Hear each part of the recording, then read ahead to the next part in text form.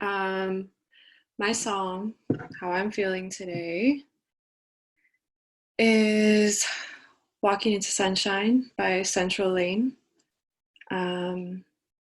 It's really nice today after a few days of being rainy, so that was really nice. Although we're inside, it's still, it's coming through the window, so that's nice. Does anybody here want to share? Would anybody like to say the song that they chose? No pressure. But if you do, you can go ahead and do that now. I will. I found a random song this morning. I was on Instagram and a friend of mine posted that he's obsessed with this one song and took a screenshot. And so if you look on chat, it says Overseas by Thundercat and Zach Fox. I don't know who they are, but if you look up that song, it's pretty chill and it's just like set up the whole day. Nice. That's nice. It's a good mood. Thank you for sharing. Is there anybody else who would like to share?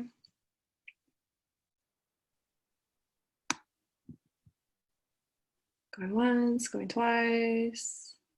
Okay. Well, thank you to everyone who did share. Welcome to drawing class. So for those of you who are coming in for the first time, my name is Alyssa.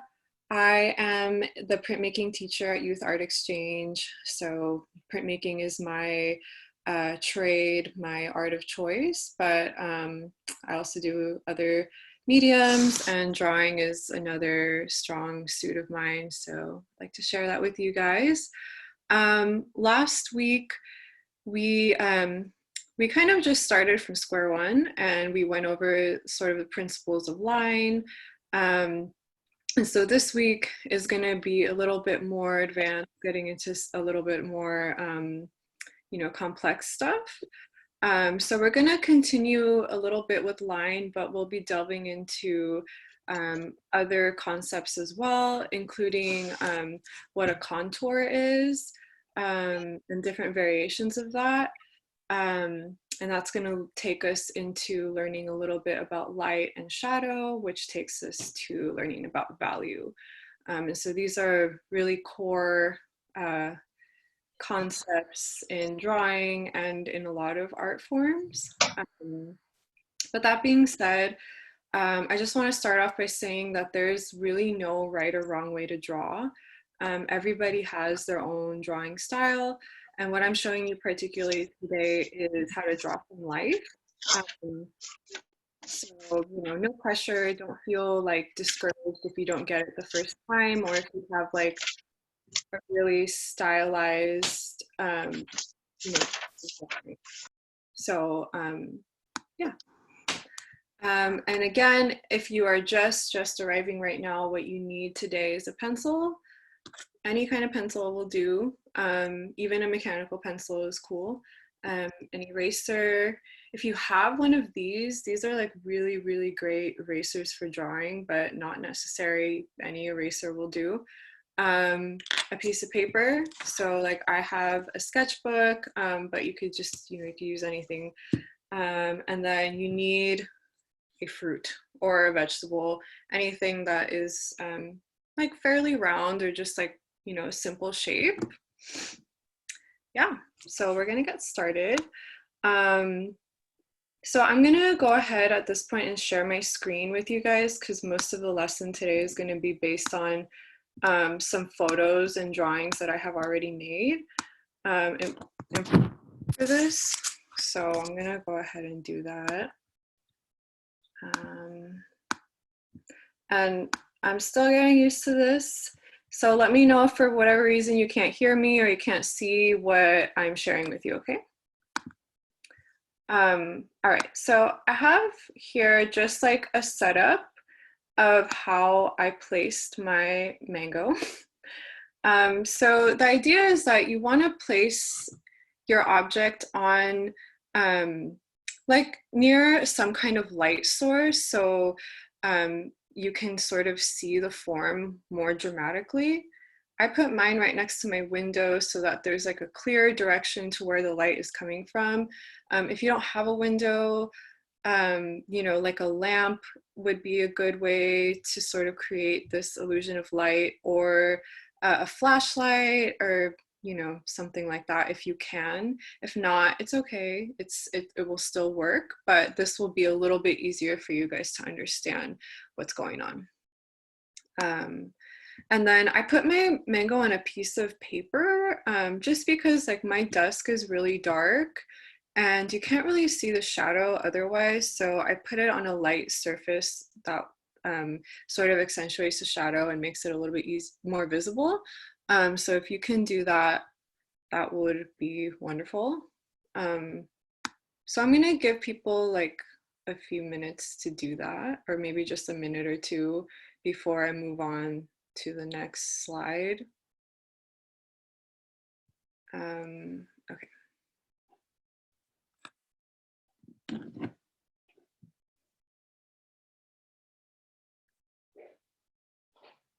And also, like, feel free to challenge yourself more. You can definitely add more stuff to this if you feel like this is a little bit too elementary for you. But, you know, this is just trying to make it accessible for everybody. But yeah, like I said, if you want to add more stuff, feel free to. Okay. So I'm going to go to the first slide now. So what I would like everybody to do first is kind of just outline the shape of your fruit or of your object. What I have here is called a contour drawing, and the difference between, you know, what you would say is like a regular drawing and a contour is that a contour has what's called gesture in it. And so that kind of means that the lines imply certain things like weight and shadow and light. I don't know if you can see my mouse, but towards the top of the mango, you can kind of see that this line is a little bit more, it's a little lighter and it's a little thinner than these lines down here. And so as I was looking at my fruit, I'm thinking about where the darkest parts are and where the fruit feels heaviest. And so because the light is coming from the top right of my window, that area is kind of underneath on the left side and all the way to the left. So on these areas, I chose to make my line really, really thick, in like a dramatic way. And then, you know, left the top parts a little bit thinner. When you make a contour drawing, you're kind of just looking for whatever your eye interprets as a line. So I also added, you know, the little, I don't even know what that's called, the end of the little pit right there, and then a couple of the lines that crease. So that's kind of how I started off. Don't mind the other lines. I kind of erased them to take this first picture. So yeah, that is the sort of the essence of a contour. And when we get into drawing figures, it's going to get a little bit more complex. But the idea is that it's a little bit of a suggestive line rather than just like a, you know, outline of something. So I'm going to give everybody a few minutes to sort of start doing this. And you can already start right now. I'm just going to keep talking and giving you guys points about how to even make this shape, because I know that part itself can be intimidating. But you know, when you're beginning to draw something, you kind of just want to go for, you know, exactly what you're seeing is the best way I can describe it. When you're drawing, you should be looking at the object more than you're looking at the paper. So you're constantly referencing it, going back to it, looking at your paper and trying to figure out, like, is this looking like my object? What needs to be, you know, edited? But really don't get preoccupied in making it a perfect shape. You know, just kind of practice the action of actually looking at it and trying to replicate it on your paper. And don't worry if if it's not perfect, it's totally fine. It's just an exercise. But that being said, like if you have any questions, feel free to ask me. Or if you are feeling stuck for whatever reason, just let me know. But yeah, so right for now, just do this contour right here. And I'll give everybody a couple minutes to do that.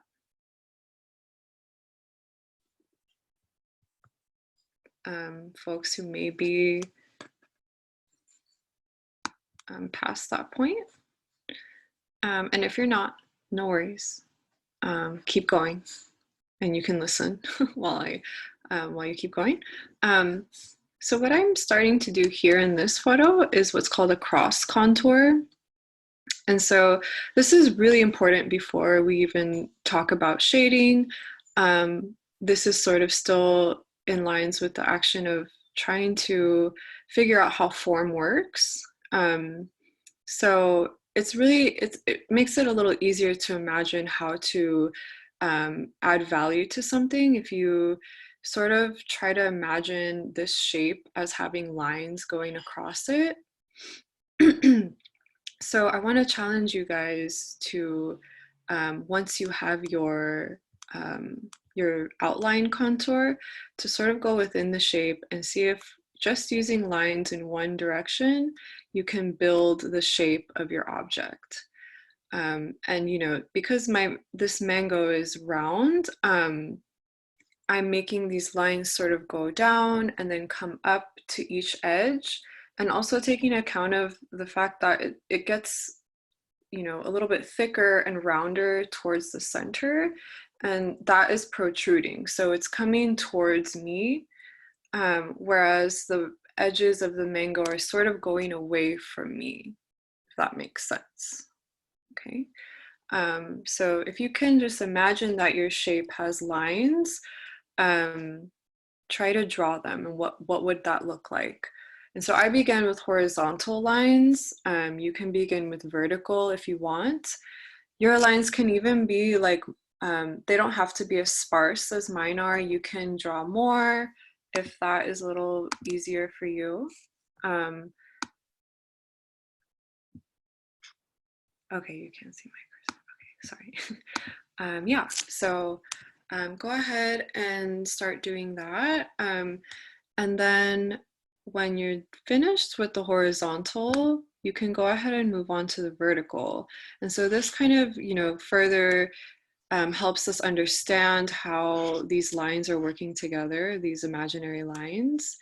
And so this is what a cross contour is, which you could imagine is really, can be really fun with like more complex things like hands or faces, or anything that like has like a more complicated form.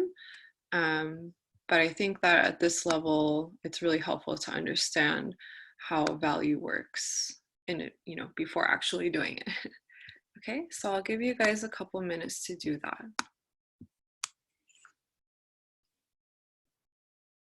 Finished doing this activity, I'm gonna give you two options.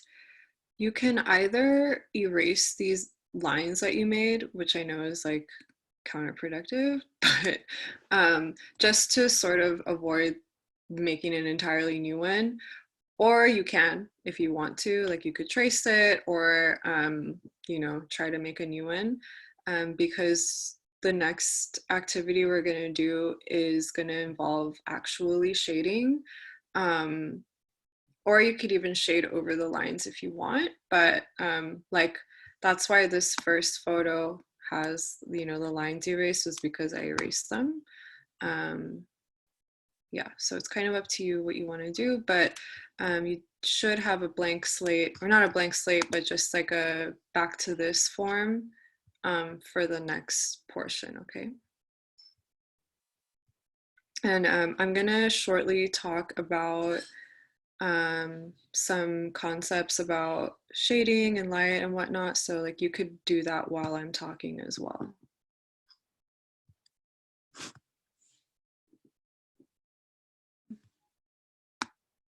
So here I have the same photo, and I've sort of annotated it to talk about some of the different core parts of like an image that will sort of help us understand how to go and actually add value to it. So in general, when you're looking at an object, the first thing you want to look for is a light source. So like I said in my situation, my light source is coming directly from my window. It's coming from the upper right, and you know, it will be different for everybody and for, you know, whatever situation you're in. So that's weird. How did that happen? Oh, um, so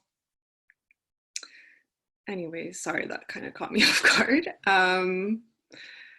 Yeah, so your light source, like, you know, if you have multiple windows, then it could be coming from different directions. Light also bounces off of things. So, you know, it could be coming from underneath, it could be coming from, you know, a place that you wouldn't even expect it to. But that is the first thing you sort of want to look for in a drawing, is identifying the light source, okay?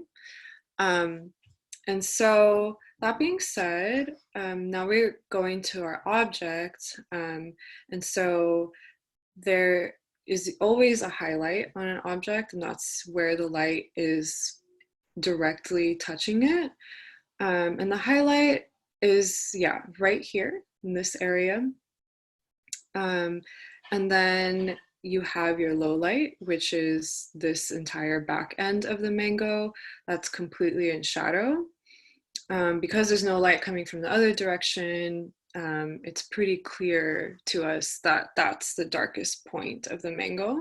But that's not always the case. Sometimes value can be a little bit confusing and everything can look the same, or just like more subdued than this. But generally, the low light is on the opposite side of the highlight, okay?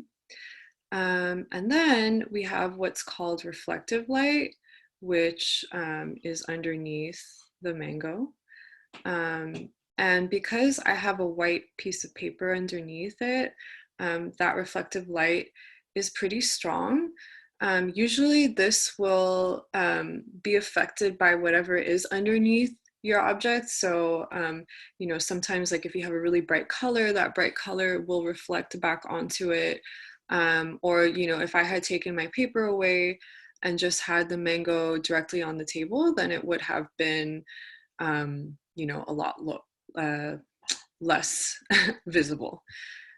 So that's that. And then you have your shadows, which are also extremely important.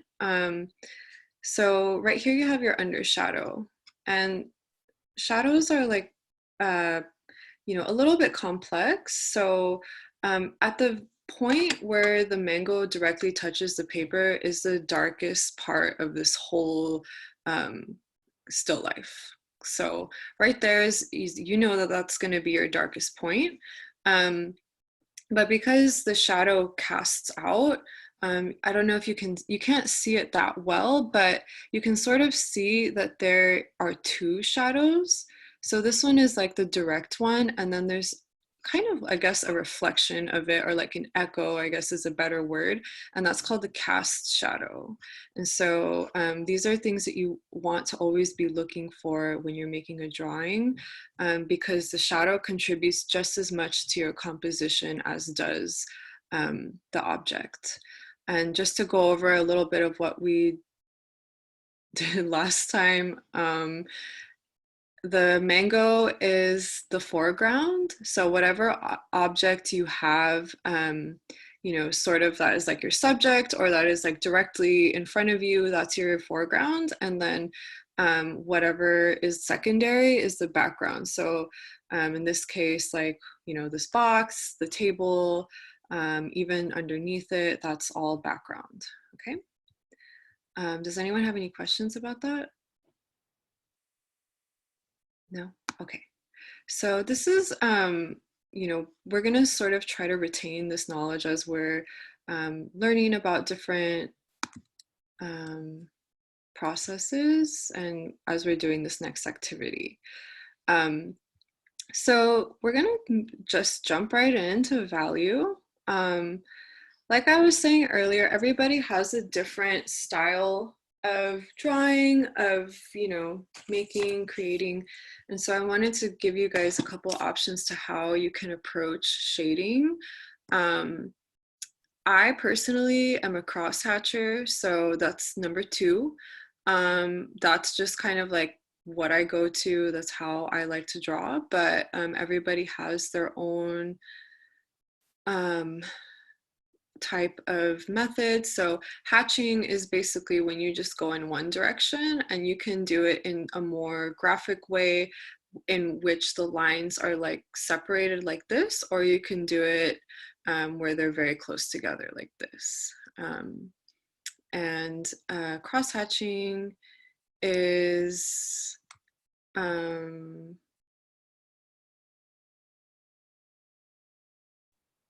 what is going on? Cross-hatching is when you go in 2 directions.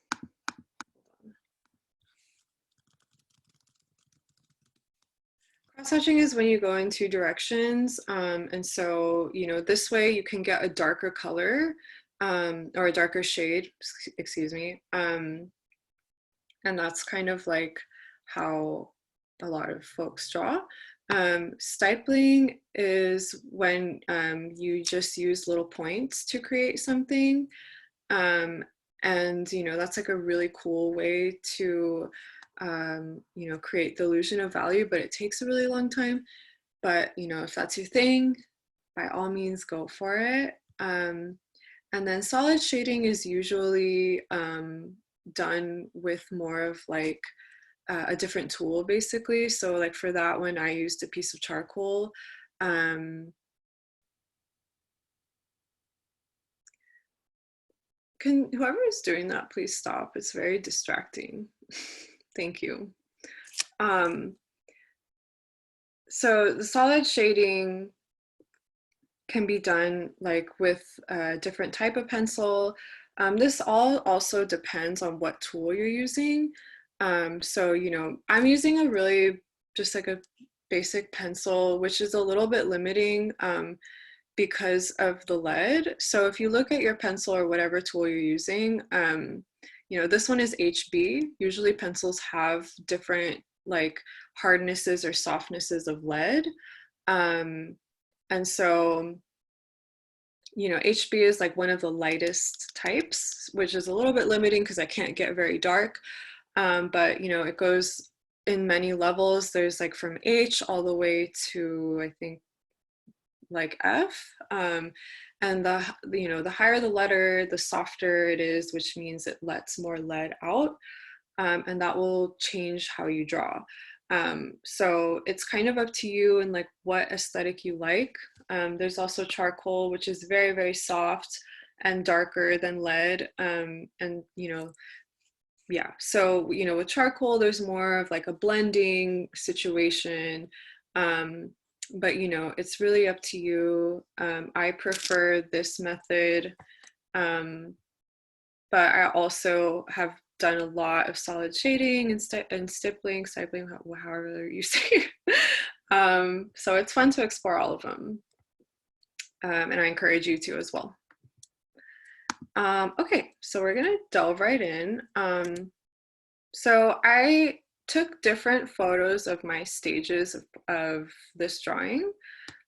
So what I want you guys to do first is sort of just create like, if you can, like a monotone shade. So it almost helps to like blur your eyes and just look at where it's dark. And so in my situation, the highlight is the only place in my entire picture that doesn't have a shadow on it. Otherwise, everything else is in shadow, including the shadow. And don't worry about like the rest yet, like the background. So yeah, just let's start with that, and don't worry about making it too perfect. Like as you can see, that you can see lots of lines. But another tip as you're doing this, it's helpful to go in one direction just to start off. So in my case, like it's mostly diagonal. Um, but that kind of also goes back to our lesson last week, and how we were talking about how different directions of lines create different illusions. So diagonal lines are really dynamic.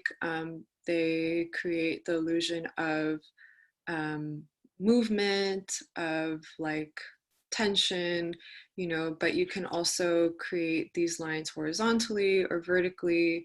It's totally up to you. That's just my advice, to try to keep it going in one direction, but you don't have to. But what I do want you guys to try to do is just to maintain one value. So just like a very light color, that will sort of be the base for us to get a little bit more complex. Okay. So I'm going to give you guys like 5 minutes to do that. Okay. Just let me know. You can shout out if you like have any questions, or if you're confused, or if you would like me to go back on something and revise it. Okay. Or if you want, you can also like, please feel free to send me photos of your piece, like if you need feedback on it. Okay. I'm just gonna go grab a glass of water, but I'll be right back. Okay. Okay. So this is a little more advanced than I would have liked to jump, but I'm just going to explain what I did, okay? So the first thing I did was I looked for the darkest place on the entire piece, which is the cast shadow. And I started just from there identifying like what else is really dark. So I'm going to kind of go around and talk about the dark spaces of this piece. So right here where the mango rounds, in where I'm seeing it from, is very dark. Usually whatever is protruding is very light, but because the light is coming from a different direction, that is where the shadow is starting to form. And then the other really dark space is right here on the left side, where basically where there's no light really coming in. There is a little bit that sort of jumps around. But one thing I really want you guys to keep in mind is that light bounces off so many things. And so you really want to look for that inside the piece that you're drawing. Like for example, there's still light coming in these edges right here where it's creasing towards this little piece. And so I made sure to keep those spaces lighter. And then of course the reflective light down here, it's definitely not as a bright white here, but it's still a lot lighter than this part. And that's one thing that I always, or not always, but I often see people leave out in a drawing, is this part, the reflective light, or the sort of like more subtle light spaces that you usually see in an object. So that's just one thing you want to keep looking for. And if you did, if you do make these spaces really dark, like you can always go back with your eraser. Like this is a really great tool to just sort of like, dab a little bit out of it. It doesn't have to be too dramatic. But I basically started by filling in the darkest spaces and then sort of lightening the touch of my pencil a little bit so that I can fill it in not as dark in these other spots up here. And another thing I'm taking account of is how, the mango has a lot of like different shapes going on it. It's not a perfect oval, and that's what's really cool about drawing fruit and like other, objects that are organic. Whereas a geometric shape is very perfect, organic shapes have like lots of nuances and differences in them that make it a really interesting shape. And you know, I made sure just to leave my highlight as the only place that is actually white, like white space, like the paper, because you know, really, if you're looking at it, everything else is dark. A good way to kind of gauge this is to like look at your object and kind of blur your eyes a little bit, if that makes sense, because that way you don't see all of the other distracting things like markings, you know, like this one isn't that, it doesn't have that much going on, but I know that like, you know, if you're looking at something, especially like a pattern or something that has a lot of other information on it, that can be distracting. And then also that's a good point to sort of just go over before you add anything like that, before you add, like, let's say I'm looking at a piece of fabric that has a pattern on it. Before actually putting the design work, I want to figure out what the actual value of the fabric itself is without the pattern on it. Okay, so if your vegetable or fruit or object has a lot going on, it's a little easier to gauge the shadows by kind of blurring your eyes a little bit. And then down here, I'm going to talk about the shadow a little bit. So as it's like closest to the object, it's very dark and very sharp. And so I don't know if you can kind of see, but as it goes outward, I got a little looser with my pencil marks, and also a little bigger. So, you know, line can be a tool here as well. You know, towards the, you know, towards closer to the underneath side, my lines are very small and compressed. And as they're going outwards, they're like a lot looser, wider, you know, but that also is like goes with my style of shading, which involves a lot of line work. You know, if you're more of like a person who likes to blend things and you don't like to see those lines, then you can go ahead and do that, or like do it in a more subtle way. But the idea is that it's like much neater and like more sharp towards the shadow, like where the actual shadow begins. And as it extends more, it becomes like diffuses basically. And then, you know, you can also see where the cast shadow begins. This is the direct shadow. And even in the direct shadow, like it's not totally solid. There's still lots happening in the inside, that's why it looks a little bit, you know, it doesn't look totally solid right here or perfect. There's still light coming in there. And then, you know, you can see the clear line, the divide where the cast shadow begins. But even here, like I tried to make it seem more darker towards closer to the fruit, and then a little bit more towards the outside, less compressed. Okay. So you guys can go ahead and keep on shading in your piece. And like I said, please feel free to like send me photos. Send me photos of your progress. And if you guys need feedback at all. I just kind of kept going a little bit more, but really like what I want to accentuate about this slide is this part right here. So usually at the lightest part of a drawing, you're left with that line, which sort of like still makes it seem a little bit more on the graphic side of it. So if you know, want to eliminate that, you can always just shade a little bit in the background to get rid of that like sharp contrast of it, and it'll look a little bit natural. Usually like when doing a still life or you're drawing as well, the rule of thumb is that the area that has the highlight, the background of that area is very dark, and then the background of the shadow portion of the drawing is a little bit lighter, so it kind of balances it out. I just wanted to throw that in as you guys are continuing to like work on your shading. So I'll leave that one up for you guys to see. That's how far I've gotten. Also, I did this shortly, so if I really had all the time in the world, I would have gone further and further. But it's okay. It's good to time yourselves when you're doing this also, which is what we're going to do next week. But don't worry about it today. Just, explore and, let me know if you guys are having any questions. A minute to do this, okay? I mean, not a minute, but like a little while.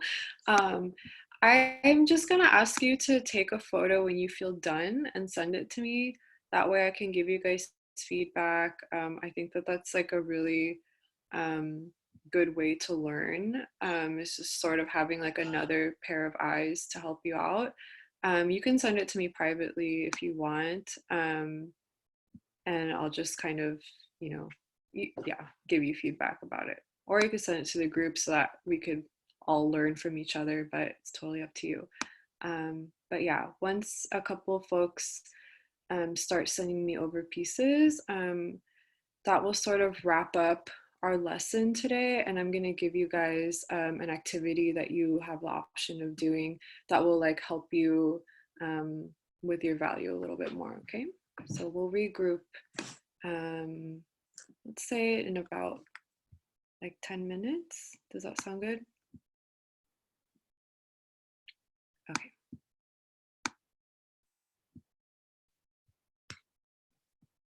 About the drawings that I've gotten so far. So I'm going to start with Fanula. So it looks like your light source is coming from the left, and the darkest point is sort of on the right, other than the shadow, but you did a really nice job with overlapping the shadows. Like you can definitely tell where the darkest points are, and that there's like even more than two cast shadows in your situation. Everything looks really great. I think my only advice would be like towards the highlight, maybe just trying to make that transition from the highlight to the sort of darker parts of the apple like a little more subtle. So like just taking your eraser and like dabbing it a little bit in that area. But other than that, it looks really wonderful. Okay, let me see who else I got. And I got Audrey in your iconic green. This looks really great also. So in your case, the light is coming from the right side, and then you have your dark shadow on the left. I think that like the form looks really great. You did a great job with the reflective shadow too. I would say maybe it's hard to tell sometimes, especially like if you're using it depends what kind of light you're using, but if you can kind of like delve into the shadow underneath the pear a little bit more, and kind of see if there's a more of a like drastic cast shadow or not. But like I said, it's hard to tell without seeing the actual object. But it looks really good so far. And I think that line is like the outline of the pear is probably from your pencil, but like if you're trying to achieve like a really realistic look, then trying to make that less visible is another suggestion I would make. But like I said, it's totally up to like what style of drawing you want to do.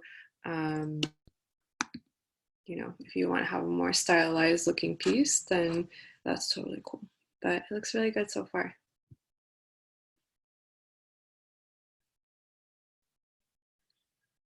Okay, and then I have KB. It's loading. Oh, nice. You went for a cup. Challenging. It looks really good. With a cup, it's there's even more bouncing of light happening because of the ceramic, and usually the glaze makes it you know, a lot shinier than a fruit would be or a vegetable. And so I think you definitely captured that. And you know, the also like the way the reflections happen kind of look more like shapes on the cup, which can be hard, but it looks like you caught that as well. I would say like in your cast, in your like the actual shadow of the cup, maybe like making that transition a little bit more subtle. But like I said, it's hard to tell without seeing the source, what that shadow actually looks like.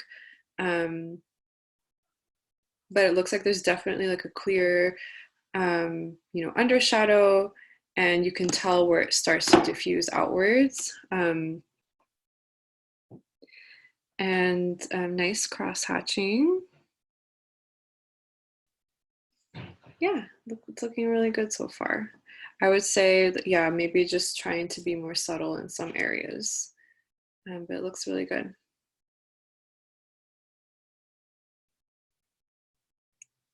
Okay. Sorry if I butcher your name, Sindura.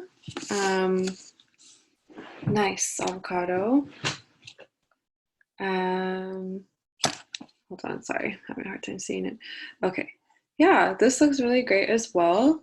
I really like the pit. I think that you really got a good understanding of value in that area. Um, and it looks like, okay, so my advice for this one would be to maybe, you know, it looks like you're exploring with different types of shading, but maybe just having like more uniformity in that. But other than that, I do like, it's very expressive. Um, I think that you did a good job in sort of conveying how the like inside of the avocado has like a, a little bit more of a flat value, and you know, as opposed to like the actual peel of it, which is really, really dark. And it looks really great so far. I think that this could still, like, you could definitely go further and like put a lot more detail into like the, you know, more like the actual peel of the avocado, but looking really good.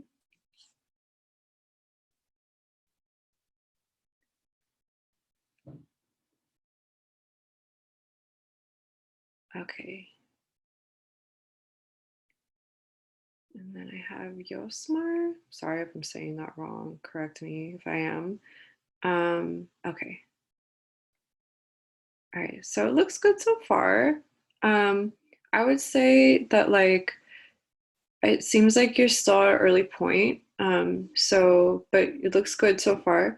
Um, you definitely find your cast shadow. You can extend that darkness all the way to the edge of the apple.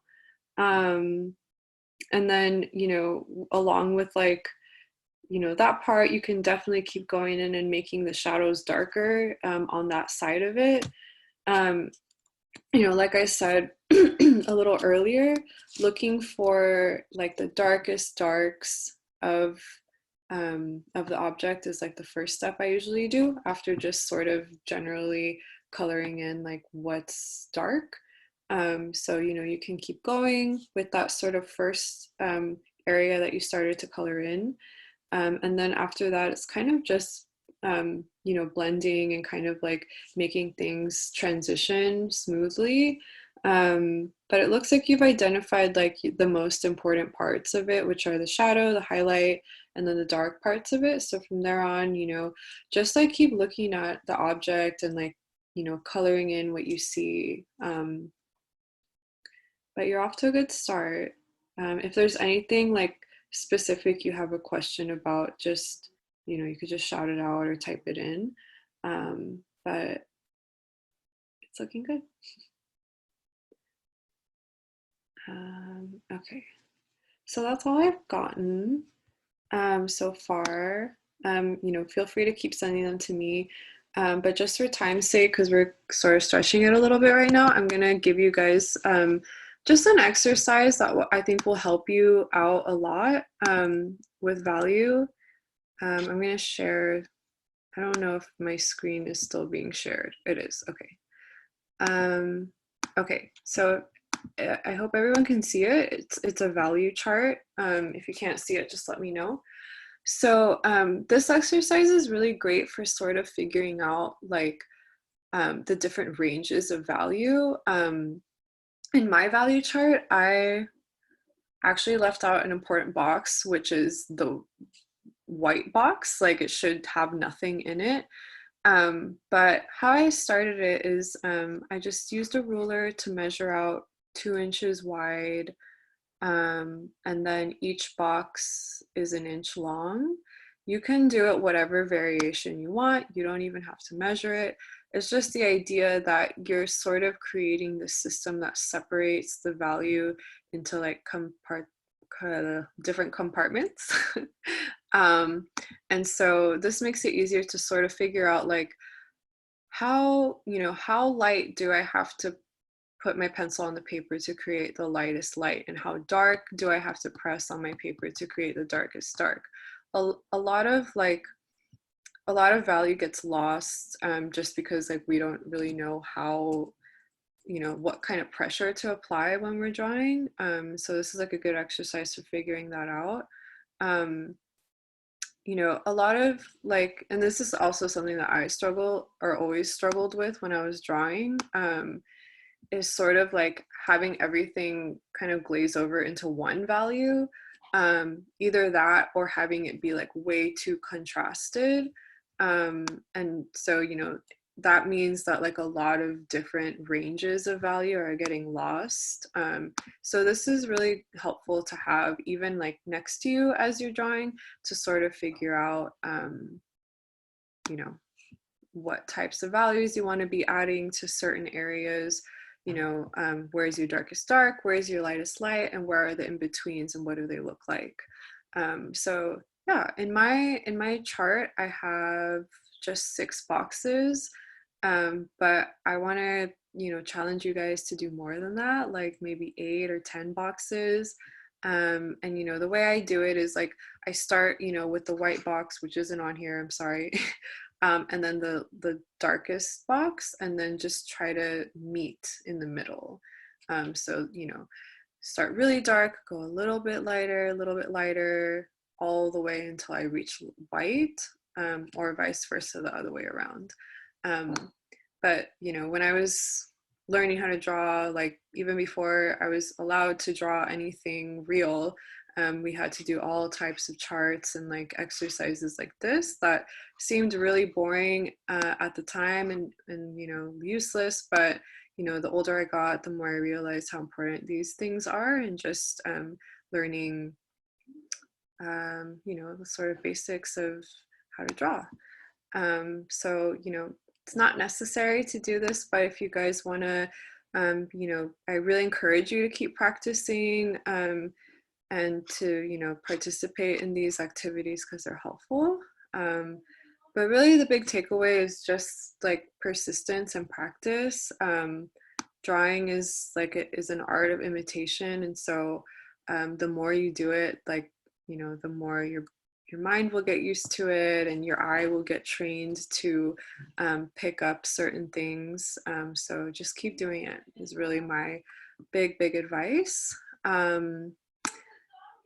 And yeah, so that's kind of all we have for today. If anybody still wants some feedback, feel free to email me and I can email you back with like specific stuff. Other than that, next week we're going to be learning about perspective and geometric shapes, which are fun. So I hope to see you all then as well. But other than that, thank you guys so much for coming today. I'm offering these classes every Tuesday, so feel free to tap in. Also, if you want like more resources about drawing, you can drop your email in the chat, and I'm always like sending additional stuff for you guys to look at as well. Okay, But yeah, thank you guys so much, and I will see you next week.